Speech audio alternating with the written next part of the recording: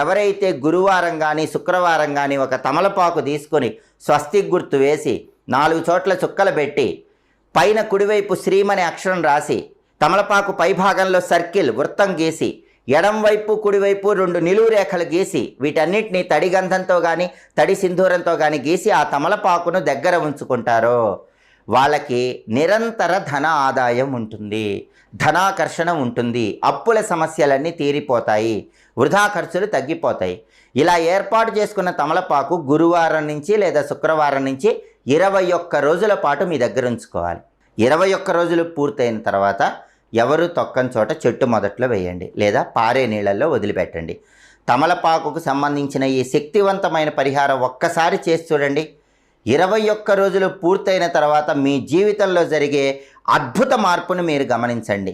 అఖండ ధనలాభము, రుణ బాధల తీవ్రతను తగ్గింపజేసుకోవటం